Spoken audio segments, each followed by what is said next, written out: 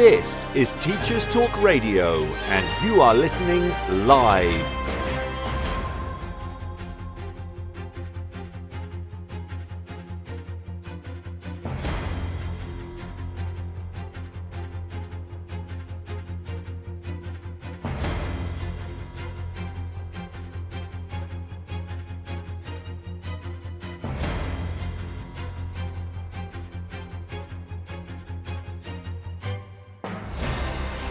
This is Teachers Talk Radio, and you are listening live. Tune in live at ttradio.org, or to join in the conversation, download the Podbean app and search Teachers Talk Radio. Follow the hashtag TTRadio. Tune in, talk it out with Teachers Talk Radio. I've always considered myself to be a caring head teacher who acts sensitively to support staff mental health. But what I found increasingly difficult was managing the negative impact on staff mental health when resolving issues related to their employment or daily work. Heartfelt Leadership has been developed by Teachwell Toolkit as a handbook to support head teachers to overcome the challenges of school improvement while supporting staff well-being. We know that difficult conversations can quickly turn into conflict if procedures are not fully transparent, understood and followed. Our handbook takes you through step-by-step processes while maintaining mutual respect, avoiding conflict and finding solutions. At Bloomsbury Education, we're passionate about supporting teachers with high-quality professional development books from leading experts. Whether you're navigating your first crucial years as an early career teacher or a more experienced teacher looking to refresh your practice or take a step up into leadership, our award-winning books are here to help. We publish practical books to support teaching across primary and secondary, from the very best in research-led practice to trusted advice on inclusivity, behaviour and curriculum design. Visit the Bloomsbury Education website at bloomsbury.com/education to find out more, and use code BLOOMTTR24 to save 20% on all education titles. Bloomsbury Education, books for every step of your teaching journey. Welcome back anyway. Ofsted had been speaking about the they hadn't been speaking about it actually. The Times, I think, second-guessed them and said, we think that you'll be changing the declarations of Ofsted from one word to something else. And everyone online was speculating about what that something else could be. And it turned out to be absolute nonsense. Nothing at all. There was no actual change in policy. They weren't going to announce anything. Instead, it was false information. So I think it created a lot of speculation online. People were interested in it and thinking about the what would it be replaced by. And I certainly on Twitter, people were sort of jubilant about it. We've never been so excited about something. It's very interesting what we get excited about and what we get angry about, isn't it? And I think you'll find that people get very passionate about the things that they think are having a gigantic impact, but also the small things. I've got a story about that in a moment. But lots of suggestions were made. I suggested emojis could replace the different categories. So you could have a pooey emoji, thumbs down, thumbs up, and then a crown. Other people suggested that we could have very in front of the words. It's really, really good. It's a good idea to have lots of people suggesting different things. What is interesting is the level of vocal interest in this and the amount of people that were interested in wanting to cover the issues itself. And people talking about the fact that change was needed. And it's very interesting to see in light of Ruth Perry and the inquiry and the so-called big listen, where the questions have been derided largely by lots of people online. The big listen doesn't seem to be a big listen so much as a answer our specific question in a certain way listen. It doesn't seem very open and has been quite frustrating that people want to see this sea change in Ofsted and the way that it's reported, because it's very frustrating. We appreciate things that can be measured, and that's useful to have a measurement. We're interested in statistics, but it seems like an incredibly blunt tool, and a blunt tool that's created over 2 days. If we think about it as a holiday, it's like taking a 30-minute snapshot, if that, at any point in the holiday. Incredibly frustrating.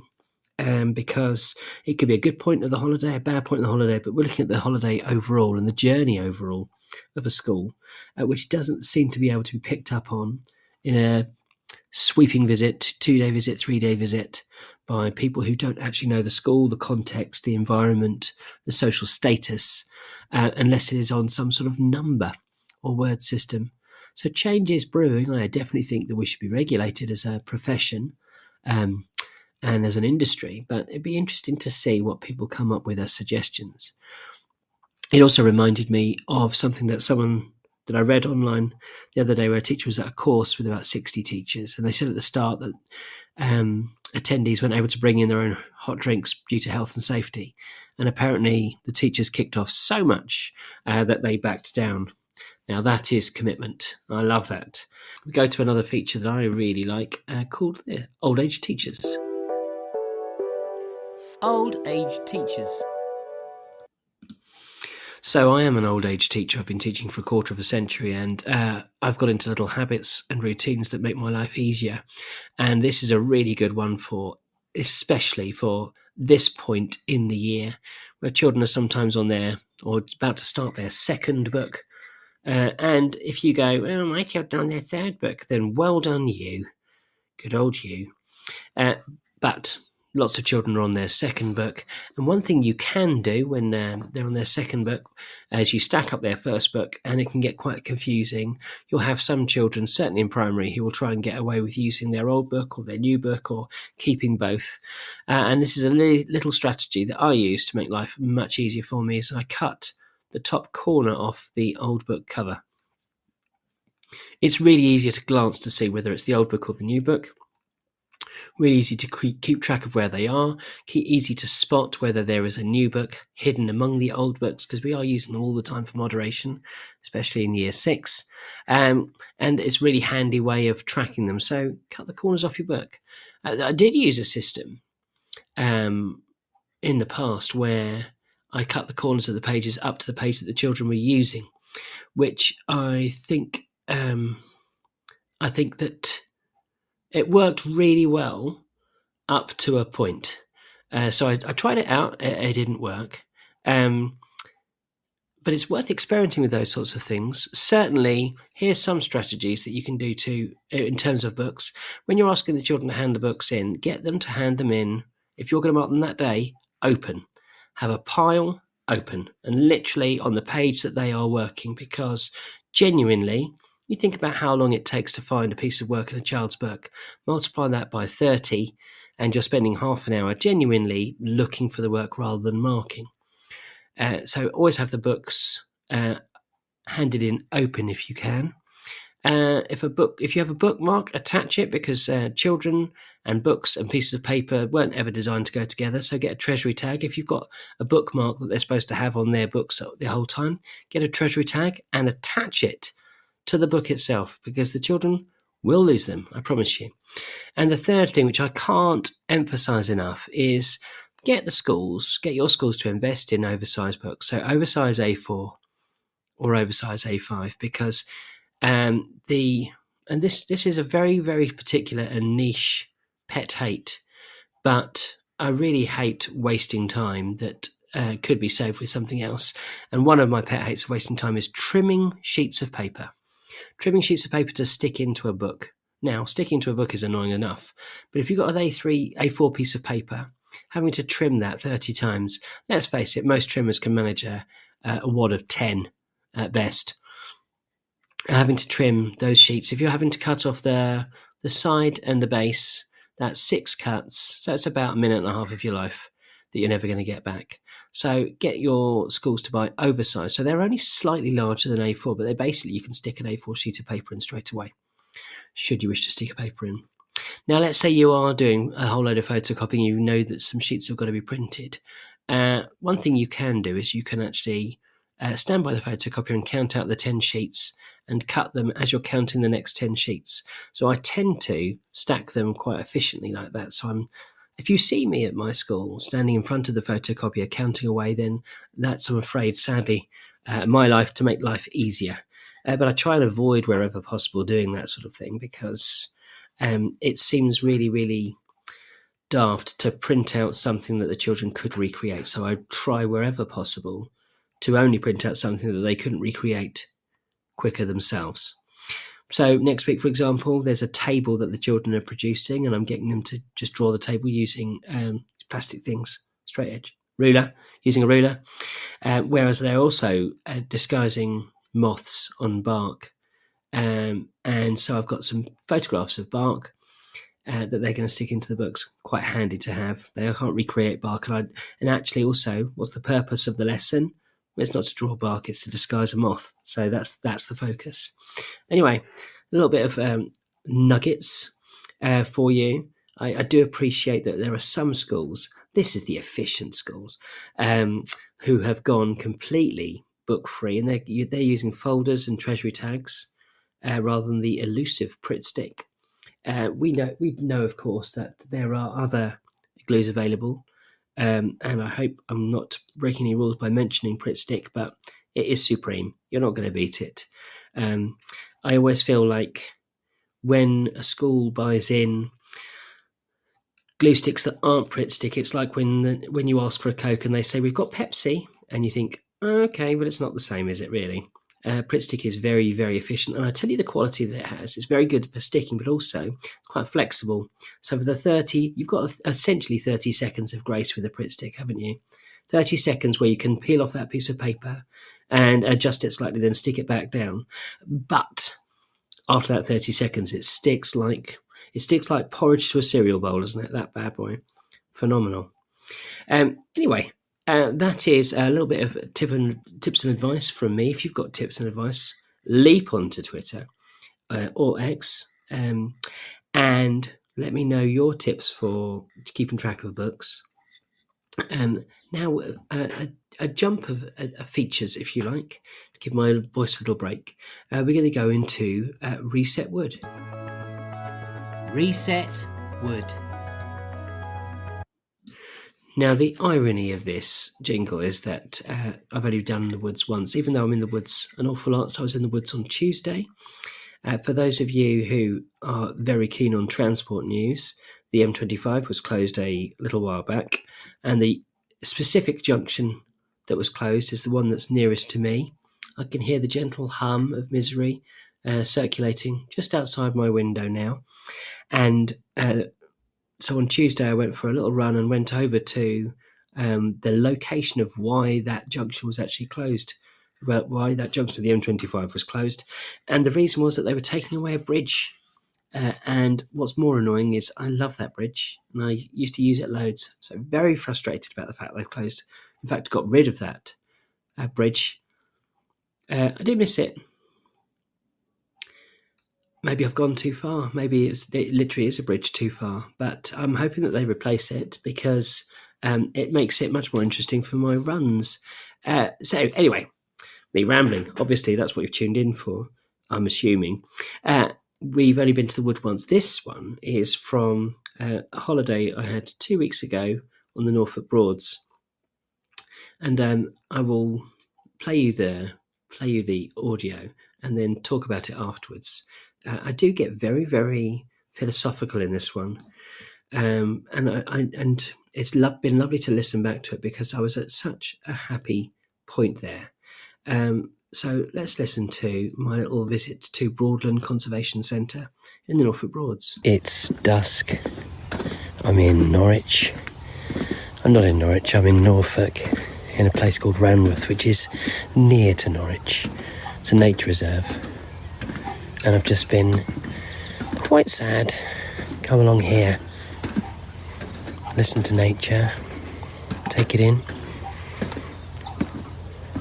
Trying very hard not to breathe heavily onto the microphone. If I describe my scene to you, I've got a reed bed to my left, full reed to my right. Looking through the reeds, I can see ice flat, broad. There's no wind at all. It's like a mirror. And as I said, it's dusk, so it's quite beautiful. The silhouette of sky, a smudge of land in the distance,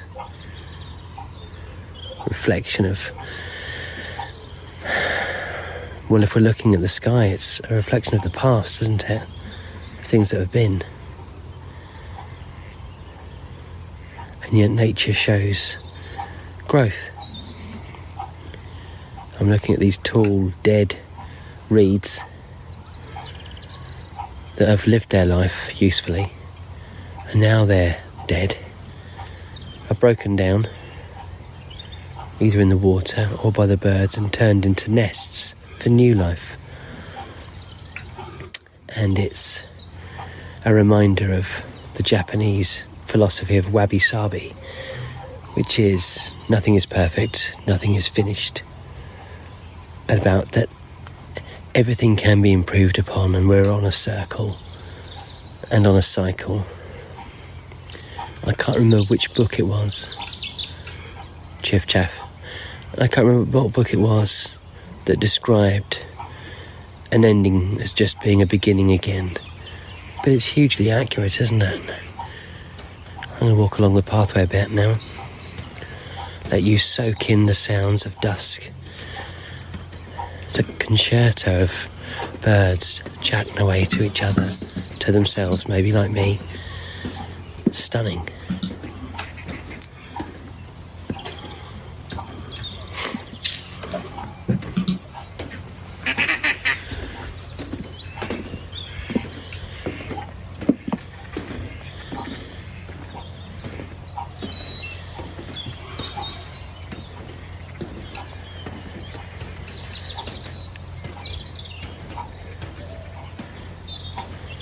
I'm here on the 2nd of April, and it's mainly brown, patches of colour, and the green is really pushing through, and it's hidden by the brown. A new life hidden by the old, buried deep. And I wonder how often we see the reeds. How often we see the reeds, but not the new life. Tawny owl. Broad walk I'm looking at. It's quite beautiful.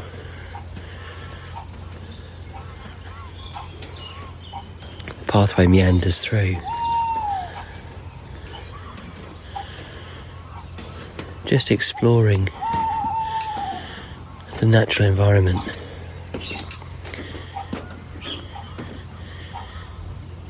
Makes me feel quite emotional, actually. How settled it is. How vibrant and verdant it's going to be. That this is a picture, a moment in time, a clarification of nature. And when something is clarified, it's cleared and cleansed. So all the dead around us is going to crumble away and actually end up being the moisture, the vibrancy for the new part. Every time I explain my thinking, I feel like I'm turning into a vicar or a preacher. What am I preaching? I'm preaching mental wealth. This is going in the bank. It's just so calm. We live hectic lives. Filled to the brim. We can't even wait for 2 minutes for a lift without scrolling on our phone. Getting those endorphin hits. And here I am, looking at reeds. And hopefully you're there, listening to the birds, chatting, who aren't desperately checking their status, updates, buying the latest thing, but just living within this wonderful lifestyle pattern that they've created and should be protected.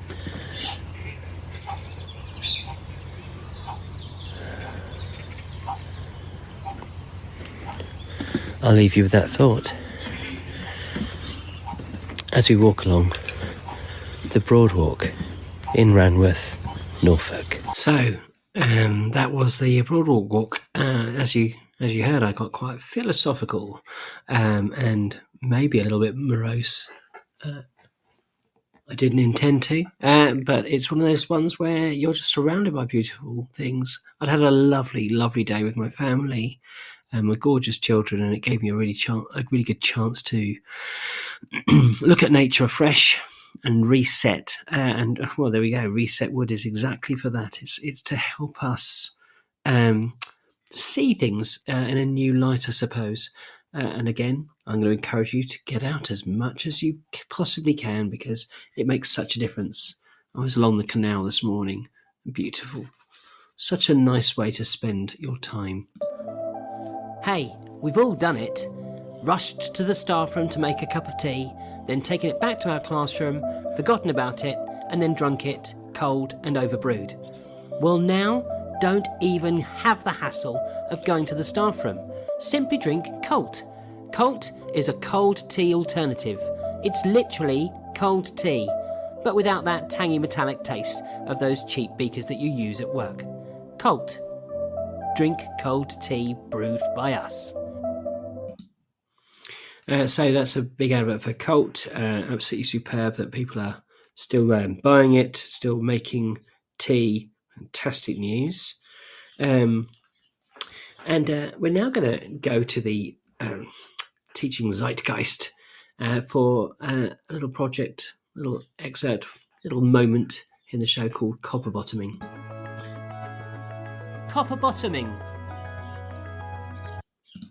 This is from, of course, the film Robots, where Robin Williams plays a robot called Rodney Copperbottom, with his motto, see a need, fill a need.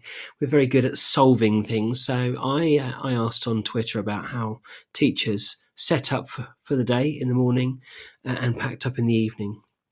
So I'm going to talk about my routines to start off with. By and large, sometimes it doesn't work well. And then afterwards, I'm going to share some of the sage advice that people on Twitter offered. So the first thing that I do is that I have a little list of things that I need to open up. I haven't made a particular order, but I know that I've got to open up these certain apps and programs every single day. So I have a little list, and I use it as a tiny little checklist to work through.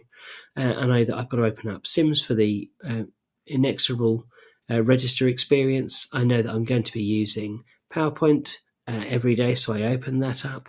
I open up my shared folders, and in fact, any folder that I use more than once a week, I get pinned to the left of my taskbar. Yes, we're in Windows, because then it's much, much easier to access. You don't have to keep on searching for it. And having watched people searching for folders in nested folders and nested folders, literally right-click on your folder and click on pin to my taskbar. And that is the way to actually have access to things much more quickly. So I did my little list. I do have a visual timetable, but frankly, it's an absolute pain to do. So what I have done is I have trained children to do it for me. I have a copy of my timetable, and the children who arrive early in the morning come to the timetable and have a look at it and then put it out as a visual timetable. I also correct the date. I do that every morning, and I should really do that the day before. And actually, one of the tips that someone has put forward is that they correct their date and put their date on the night before. But I don't. I write the long date and the short date, and then I've got a little block calendar above my board where I can put the block date as well. So it's nice and easy and visual for everyone to see the date. And then I go about my business. Now, I'm quite close to my school at the moment physically. I'm not at this moment literally now, and at this moment sort of geographically in time. So I get there quite early, and I manage to flap around a little bit. unfortunately. But I do try my hardest to make sure that I'm productive, because those minutes in the morning disappear. Before I leave in the evening, I try wherever possible to clear my desk. It's a really good strategy. I'm of the mindset, and I do know this of myself incredibly well, that I can't take things home. I'm useless at taking things home, so doing work at home. So I need to get everything done at school that I need to. And so I get that done and clear my desk wherever possible. And again, I find that the minutes in the morning go really fast, and the minutes in the afternoon are where the productivity has diminished, certainly for me. I find it much, much easier to do things in the morning than after school. I found that I'm probably at 0.6 speed in the afternoon. You know, when you listen to a podcast at a slow pace, that's how my mind's working by then. I think having taught from the front for 5 hours of the day, it takes it out of me, and I can't manage anymore, unfortunately. So that's why my productivity is low. So I try to be as efficient as possible in the morning. Let's see what everyone else said. I went online and asked what people did in the mornings and the afternoons, and I got some really, really good responses. So let's have a look. I'm looking at the question that I asked, and I've got some really, really good answers. So I'm just going to read some of these answers for you. First one is a funny one from James Theo, who has the Joker meme walking away from an exploding hospital. And he says, "This is how I leave at the end of the day. I'm then in at 7 a.m. the next morning, when I'll sort out the chaos I've left behind." And I would say that probably he might sum up quite a few teachers in that way. It's quite a relatable icon, and quite a few people have responded well to it. Steph, Elon, I don't know. There's a series of vowels and consonants there. But I know her as Steph. Says that she gets any morning work done in bulk, so she doesn't have to be the photocopier. Absolutely right. I feel like the photocopier should operate a little bit like Ryanair prices, that if you want to use the photocopier in the morning just before school starts, then it should charge your account more, or you get less biscuits at break time, something like that. Because what's weird about the photocopier is it's used at very, very specific moments, and then sits around doing nothing for a lot of the day. There's obviously a joke there about SLT, but I'm not going to make it. Kimberly Evans says that writing effective lists helps her stay in control of her manic and bizarre workload. So developing a system for effective lists, and I think the lists are a good way of organising yourself. Mrs. W Primary, who is possibly married to Mr. W Primary, potentially. Great surname, especially for a teacher, says, "Always write the date the night before and a visual timetable. Lunch choices and good morning board when I come in." And that's a very, very good tip. And I think I might try and get into that habit of doing the date the night before, because it's the thing that I always forget. I forget Sims, to turn on Sims, which is why it's on my list now. And I always forget to do the date as well, so the children remind me to do that. Dolly Middlemiss says, "Do a register as the children enter the room, if possible. Then you know exactly who's in. As soon as they're in, get PowerPoints up for the day." So that is when you use the joyful freeze button on your interactive whiteboard, so that you can have the morning slide up. Or if you've got a message, you can have that slide up, and then you can go through the register at the same time. It's quite a clever strategy. Try and get everything ready for the day ahead the night before. Fine-tune planning, worksheets, PowerPoints, resources, etc. Marking done and away. This is an organised teacher. My goodness, thank you, Dolly. She also says, "Clear your desk every night. It's easier to do it once a day than have a massive," exactly her word, "pile that grows insane. Remember, keep what you need, decide what you want, bin the rest. Deal with things that can be done quickly straight away. Plan for things that need thought." That's very good, actually, to plan things for thought. There's a very popular strategy for workflow that says that you need to look at the work that you're doing, overestimate how long it will take, and then book meetings with yourself to do that work, and that appears on your calendar as a meeting. So I'm busy with completing this, I'm completing this. Someone who has a locked Twitter account, so I'm not going to say their name, says, I'm not a morning person, so if possible, I don't leave until the only thing I need to do in the morning is to switch on my laptop and load up my screen. I can't say I streamline much of an evening, although there's a lot of faffing, so reading these tips with interest. And I've got some other tips to share with you of interest in a moment. Dr. David Priest says, I used to keep a live Eisenhower grid on a Word doc. Could also do it in pages, planners on a whiteboard. An Eisenhower grid. End of the day, reset the grid and move pieces around if needed. Much easier on a Word doc. So I'm going to have to look up an Eisenhower grid. I think it's the important and urgent matrix. Let's have a look. I should have looked this up before, but it's appeared.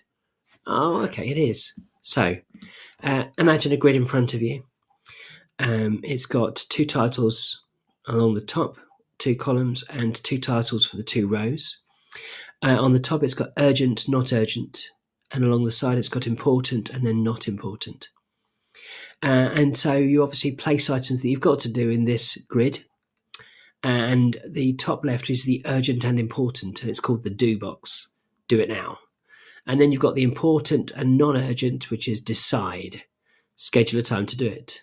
And then down, you've got the urgent but not important. Delegate, who can do it for you. This has not been written by a teacher. And then finally, the not important and not urgent, which is delete. So to get rid of. Not urgent, so get rid of it. I don't think they mean that literally. I think they mean, tidy it away. But that's the Eisenhower grid. Absolutely fantastic. Now, there were a few more answers. I'm just going to see if I can find the other answers. No, I can't. I'll have another little look. Because there were some really, really good answers. And I've also got what, interestingly, ChatGPT says about this. So I'm going to go and have a look at what ChatGPT said. I asked ChatGPT for teaching streamlining tips for the morning and the afternoon. Now, I've got a mixed relationship with ChatGPT, if I'm honest. Some things about it I love, some things I hate. For example, I asked it to do quite a complex thing today, and it made it even more complex, and it didn't work. And then when I had a go at the task myself, but had a few faults with it, it was a coding challenge actually, for something I'm coding. And I was struggling and I couldn't work out how to correct the errors. I put the code in and it worked out what the errors were straight away, solved them. So these are the ChatGPT suggestions. Here are some tips and routines for teachers in the UK to streamline their processes at the beginning end of the day. Setting up the day ahead, it says, 1, plan ahead. Before leaving school the previous day, take a few minutes to jot down a to-do list for the next day. This can help you start the day with a clear plan in mind. It's good advice. Number 2, prepare materials. Organise and set out any materials or resources you'll need for the lessons the next day. This could include photocopying handouts, setting up presentations, or arranging props. Now, if you've got a lesson with a prop, I want to hear about it. 3, check technology. Ensure that any technology you'll be using, such as projectors or interactive whiteboards, is working properly. This can save time troubleshooting in the morning. That's fair. I think that's a really sensible idea. Sorry, I'm slightly distracted by the word props. I think it's a great idea for a future episode. What props, what things are you bringing in which you wouldn't normally expect to find in your bag or in a person's bag? I'm sure that there have been people on the district line carrying pineapples for a tasty retelling of Hand a Surprise, for example. I'm going to ask that in a future episode. Number 4, set up the classroom. Arrange desks, chairs, and any learning stations to optimise the space of the day's activities. This can help create a conducive learning environment from the start. That's a good tip again. Number 5, review lesson plans. Take a quick look over your lesson plans for the day to refresh your memory and mentally prepare for what's ahead. Nice. And then 6, I think they got excited and missed the point here. They said personalise your space. Adding personal touches to your classroom can create a welcoming atmosphere. Consider displaying student work or incorporating elements that reflect your personality and teaching style. And then it says your tip for leaving at the end of the day. It says, number 1, reflect on the day. Take a few minutes to reflect on how the day went. What went well? What could be improved? This reflection can inform your planning for future lessons. What a sensible tip. Really, really good idea. Number 2, tidy up. Shut up, GPT. You're just picking on me now. It says, encourage students to help tidy up the classroom at the end of the day. This can include putting away materials, straightening desks, and cleaning up any messes. Number 3, organise for tomorrow. Before leaving, take a few moments to tidy your desk and organise any materials you need for the next day. This can help you start the day with a clean slate. Number 4, communicate with colleagues. If there are any important updates or messages for your colleagues, make sure to communicate them before leaving. This can help keep everyone on the same page. Number 5, power down. Turn off lights, computers, projectors, and any other electronic devices to conserve energy overnight. And I think that is totally reasonable suggestion. Sensible too. Number 6, secure the classroom. Well, hopefully that should be done. But it does say, ensure that windows and doors are locked and any valuable or sensitive materials are safely stored away. Number 7, set boundaries. Try to establish boundaries between work and personal time. Once you leave school, try to resist the urge to check work emails or do lesson planning until the next day. Really, really good advice. I'm quite impressed actually by ChatGPT's efforts there, because I think that they're decent suggestions. So that being said, you can feel free to message me and let me know any other suggestions that you would have for the start of the day or the end of the day in our feature of copper bottoming. Many thanks. Food Fling, meal kits designed by teachers for teachers. Simply grab the Food Fling bag from your fridge, throw it in the microwave for a couple of minutes, then pour the baking hot ingredients straight into a bowl, where you can eat it at leisure whilst falling asleep watching Netflix. Pour any remainder into that strange Tupperware container you've got hidden at the back of the cupboard and take it into work the next day. Food Fling. Food Fling. Well, cheeky little end of the jingle, followed by the next part of the jingle. We're going to go to the news in a moment. We were talking about what Ofsted might recreate their judgments as. We talked about icons such as emojis and 1 or 2 words being replaced into a long statement. And what people are looking for is a flavour of the school itself. I'd be interested to hear what you think about that. But for now, we're going to go to Teacher Radio News. So let's listen to the news for this week. It starts with our sponsors, and we are very grateful for them for supporting all the shows that you're able to listen to on Teacher Talk Radio. This is Teachers Talk Radio, and you are listening live. I've always considered myself to be a caring head teacher who acts sensitively to support staff mental health. But what I found increasingly difficult was managing the negative impact on staff mental health when resolving issues related to their employment or daily work. Heartfelt Leadership has been developed by Teachwell Toolkit as a handbook to support head teachers to overcome the challenges of school improvement while supporting staff well-being. We know that difficult conversations can quickly turn into conflict if procedures are not fully transparent, understood and followed. Our handbook takes you through step-by-step processes while maintaining mutual respect, avoiding conflict and finding solutions. At Bloomsbury Education, we're passionate about supporting teachers with high-quality professional development books from leading experts. Whether you're navigating your first crucial years as an early career teacher or a more experienced teacher looking to refresh your practice or take a step up into leadership, our award-winning books are here to help. We publish practical books to support teaching across primary and secondary, from the very best in research-led practice to trusted advice on inclusivity, behaviour and curriculum design. Visit the Bloomsbury Education website at bloomsbury.com/education to find out more and use code BLOOMTTR24 to save 20% on all education titles. Bloomsbury Education, books for every step of your teaching journey. This is Teachers Talk Radio, and this is Teachers Talk Radio News.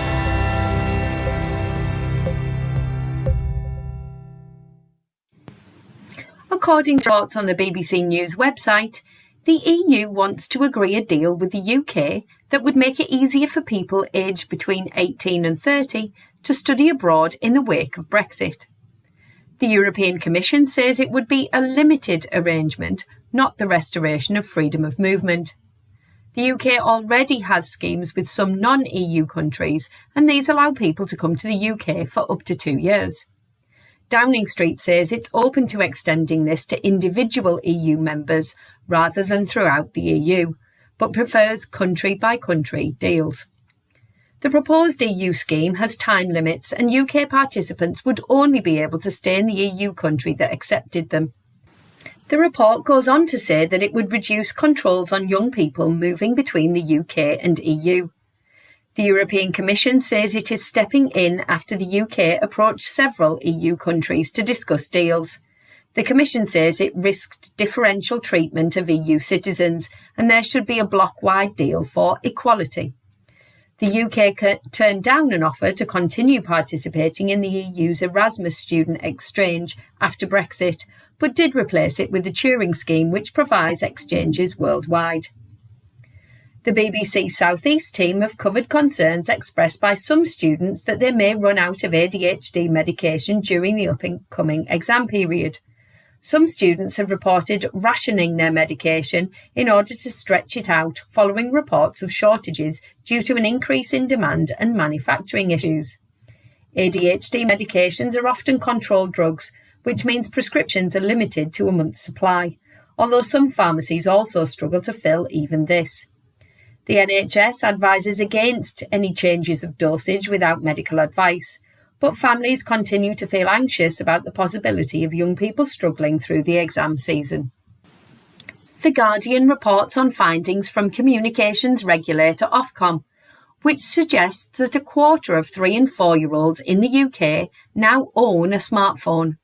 Half of children under 13 are on social media. Online activity by infant school-aged children is rising. These findings could boost the argument of those urging the government to clamp down on social media and phone use by young children. A consultation will likely be launched in coming weeks, according to sources in government. This could include a proposal to ban mobile phone sales to under 16s, one to make it easier for parents to use parental controls on devices, and one to raise the minimum age for social media sites from 13 to 16. Michelle Donlan, Technology Secretary, said children as young as 5 should not be accessing social media. The Ofcom figures come amid what The Guardian says is growing evidence of the impact of social media use amongst children, and the US government refers to it as a profound risk to mental health. The book The Anxious Generation, published in March by a US academic, has been cited as influencing thinking in number 10. The Ofcom survey was based on 2,480 parents of children aged between 3 and 17. The TES reports that absence rates are up again according to latest DFE figures. This is compared with spring 2022 to 23. This is despite the government's ongoing attendance drive. Overall absence for last term was 7.3%, slightly up on the 7% in the previous year. The Department for Education said the rise was likely to have been caused by a higher level of illness absence. The proportion of persistently absent pupils has also slightly increased to 21.9% of pupils who were missing 10% or more half days. The figures for disadvantaged pupils are worse when compared to their peers. Full details of the latest data can be found on TES.com. Finally, the TES also features a report that the Department for Education does not intend to replace current progress measures, known as Progress 8, for the next 2 years. After exploring alternatives, there will be no progress measures published for schools in England in 2024 to 25 or 2025 to 26. The cancellation of Year 6 SATs during the pandemic meant that there was no Key Stage 2 attainment data available as a baseline for Progress 8 calculations. Headline attainment measures will still be published and grading will take place as normal. The Department for Education says it intends to return to Progress 8 in 2026 to 27. Teaching unions welcomed the announcement, but some described it as a missed opportunity to rethink performance tables overall. This has been your Teachers Talk Radio News with Joe Fox. This is Teachers Talk Radio, and you are listening live. Well, that was the news there. Thank you very much, Joe Fox, and really interesting sort of aspects there that we haven't really considered with children as young as 5 using devices. It's kind of scary, really, isn't it? The level that they are using their devices and how used to it they are. I am afraid one of those judgy older types who get frustrated when children are using an iPad in a restaurant or a phone, just watching some mindless TV, because I had children before devices, and so I know that it's possible. In fact, one of the highlights, I would say, some of my happiest moments with my family are when we're sitting around a table talking and chatting together as a family. And I think you're missing a trick if you're using a device with a child that age. Anyway, time for another feature. In the Dock. So in the doc is a very, very simple feature. Basically, we talk about the fact that something might be controversial or not. And this week in the doc is handover days. So are handover days a good thing or a bad thing? How can we improve them? How can we get rid of them? For those who don't know, a handover day is when a class, say let's a year 3 class, spends some time with their new teacher as a year 4 class. It can vary from half an hour to half a day. It can vary from the teachers knowing the class they've got and the children knowing the teacher they've got, and they're discovering that on that day or discovering it and then a week later having that time.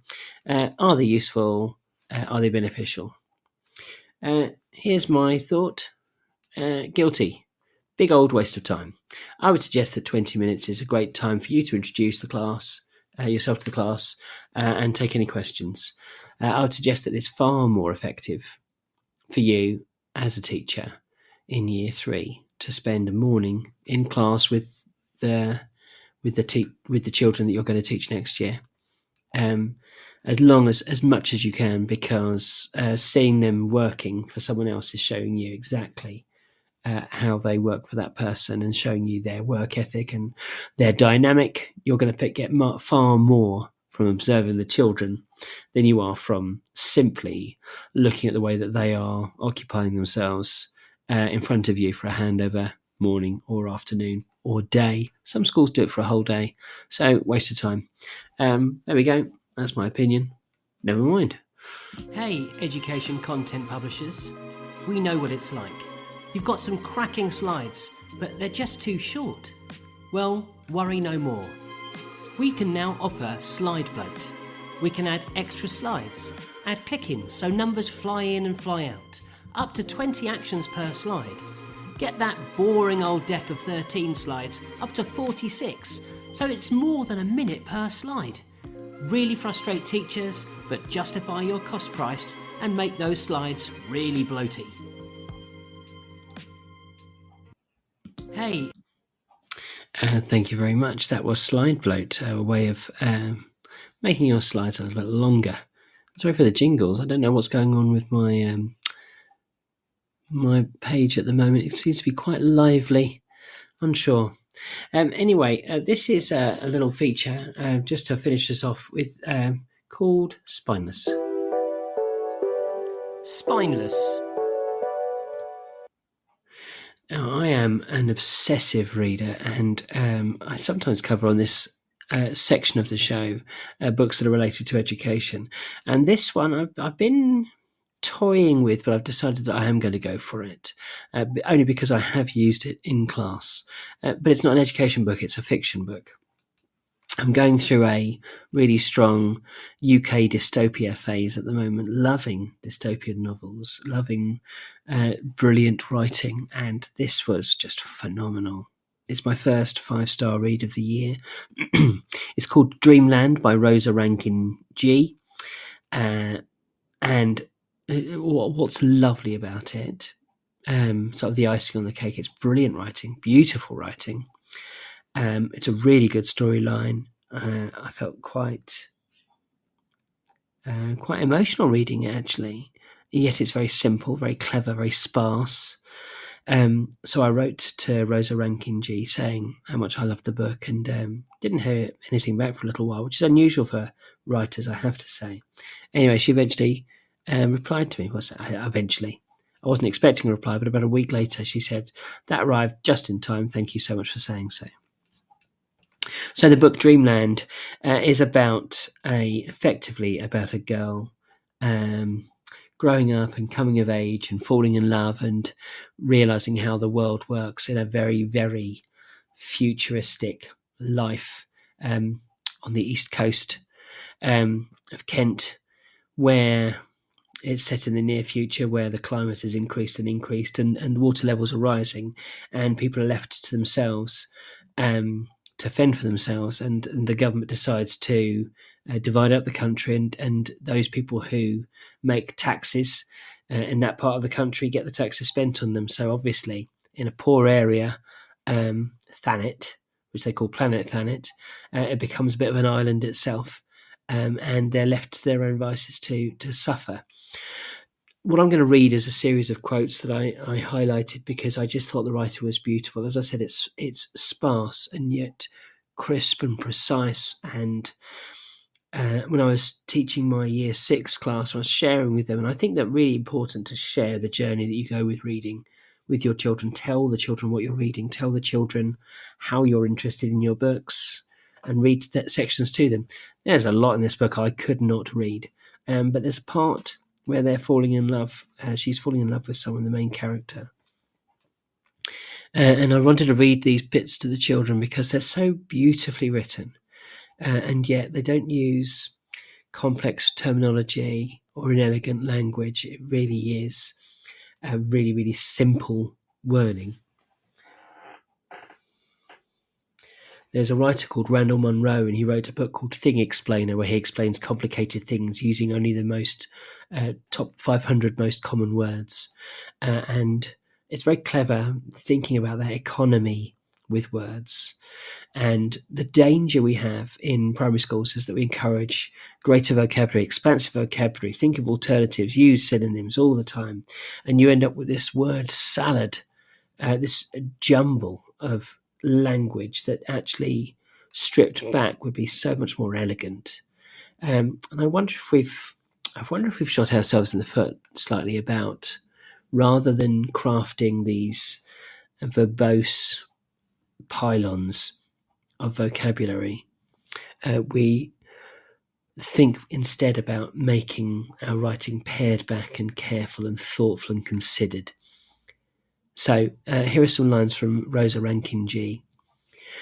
You looked at everything like your eyes were drinking. That's from page 109. I'm going to read it again because I read over it myself. You looked at everything like your eyes were drinking. Oh, isn't that just the most glorious sentence? Like your eyes were drinking. You can absolutely, and that writing, there is no word there that someone in year 4 or year 5 wouldn't know. And it shows a hunger, and yet it's using thirst. And there's an awful lot about in this book about water, and about the danger of water and the scarcity of clean water and tears and sweat, and so that ties in so perfectly. Rosa writes on her blog or website that this book took 6 years to write. And you can absolutely see why, because each sentence is just so thoughtfully crafted. Later on in page 125, she's fallen in love with this other girl, and I can't recall now what age they are. I think quite young, maybe 17, 18. And just reading this line is just making my heart soar. This is the line from page 125. My chest felt like it was made of tissue paper, not enough weight in it, the air finding ways to lift it. There's so much going on there. My chest felt like it was made of tissue paper. It felt fragile. It felt delicate. It felt crumpled. not enough weight in it, so weak. The air finding ways to lift it. And there's that aspect of your life soaring and that experience of it soaring. Absolutely gorgeous. And this is where she's protecting herself. And she's put, it was easier to be silly. Make a hard surface. Let your beams bounce back off me. So it's about putting up your shield, putting up your protection there, which I really, really like. Another quote here. This is from page 215. I have to read this really carefully. A million ifs crowded into a split second. Now that's just, what an extraordinary sentence. It's poetry. A million ifs crowded into a split second. That to me tells me that there sometimes can be a point at which you reach choke, where you can't make a decision because everything is cascading through your mind, a dervish of ideas and decisions and challenges. And that sums it up, a million ifs crowded into a split second. I sometimes see these puntastic or amusing neon lights. The only way is up. Girls just got to have fun. They're often in underground bars. And if I was to have one of those neon lights, I would have the phrase, a million ifs crowded into a split second as part of it. Because I just think that's just beautiful. And later on early on, we meet a character called Cole, Kole. And even that is clever. Like he is a nasty piece of work, literally nasty. And you can read the tension ramped up in the book when this character arrives. And there's a certain way. And I think that even his name choice is clever, because certainly you'd have Cole would normally be spelt Cole, but we've got a hard K there, Kole. Secondly, coal represents coal. It's blackened, it's hard, calloused, and rough and turgid, and he's incredibly violent, and he is bristling with violence. That hum of violence underneath his skin. We've been in pubs sometimes where you look at someone and you think, well, I'm gonna steer a course slightly away from that person, because you can feel a bristle of tension with them. And Cole is like that throughout. This is one of the lines from Dreamland about Cole. His name fell like rain in my head. And that's the sheer weight of his name and the gravity of his name. It's just extraordinary writing. Later on, she writes about him again, and this is the character reflecting on him, and she put, how he'd found space in me for fear and left it there. I mean, it's just incredible. How he'd found space in me for fear and left it there. And again, I read it to two classes, these different quotes. And we decided that all of those words, someone in year 2 could know. Someone in year 7, who's 7 years old, would know. So the art of the writer is to think about what message you want to get across. Because I tell the children that the art of the writer is to put the picture in your head into the reader's head. And what I think is extraordinary about this writing is that Rosa has written a book where she's put actual feelings into word form that I can absolutely relate to and place. How he'd found space in me for fear and left it there. So it shows that there was almost no capacity for fear, and yet he'd found a space. He'd pushed that fear in, and he'd deliberately left it there. He'd sewn her up. I'm going to end the show on that because I think it's just extraordinary writing. And if we are in the business of sharing our knowledge and being aspirational for our pupils, then we need to offer aspiration. We need to be living embodiments of that. And I would say one of my greatest strengths, which is a really weird one to offer, is that I love reading. I'm passionate about reading, and that comes across in my teaching, because it sets me up. The things I learn about, the things that I understand, are often from reading and cogitating and thinking on those things. And the language that I use comes from reading and exemplified by the things that I have read. And if we want the children to be good writers, then we've got to show good writing. And it doesn't have to be torn apart texts and model poetry and books that you love so much that you take apart with a class until they hate those books as well. Good writing shouldn't be like that. And good reading shouldn't be like that. It should be, look at this beauty. Look at this beauteous sentence.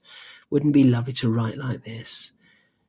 So having that line on the top of the screen and saying, come on, let's find another way of expressing that someone has put fear inside you. Because it's an extraordinary moment, isn't it? An extraordinary moment.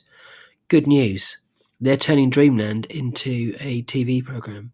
I think it's on the BBC. I think it's going to be next year. I'm so excited about it because I love the storyline, and I'm just hoping that Rosa has some involvement in the writing, because it is beautiful, absolutely beautiful. Anyway, I'm going to leave you, folks. Thank you so much for listening, everyone. Just going to have a quick look. Having brought the show to a close, I'm going to have a quick look and see if anyone else has contributed some suggestions. I've got 3 more suggestions. So, Ian Addison, lovely man, says, I have printed a little list of stuff for each day. On Monday, I check their stars from Doodle Maths, and on Thursday, I print Star of the Week, etc. Just those little admin jobs that need doing. That's a brilliant piece of advice. Miss C says, my mentor always said, no matter what, do the date and the visual timetable the night before, and it really does help. Just one thing ticked off. I also try to make sure everything is tidy before I leave, so I don't walk into it the next day, and I hate my yesterday's self. Yeah, absolutely. Do stuff for today that will benefit you tomorrow. I know it's Nike that advertised their one of their slogans is yesterday you said tomorrow, which I think is really clever. Such a clever little line. And finally, Geordie Cat Nick Rich says, I used to do my planning for the following week on Thursday night, then do all my copying for the week ahead on a Friday. I only worked mornings. Then I'd sort everything into a file folder for the coming week, so every morning I could just get out that lesson's resources. What great tips. I love that. So here's my pledge. I'm going to try really hard to do my date every single evening rather than in the morning. That being said, it's been lovely chatting to you. My voice needs a rest now. I'm going to say goodbye. You've been listening to Teachers Talk Radio. Tune in live and listen back at ttradio.org. We look forward to hearing from you next time on Teachers Talk Radio.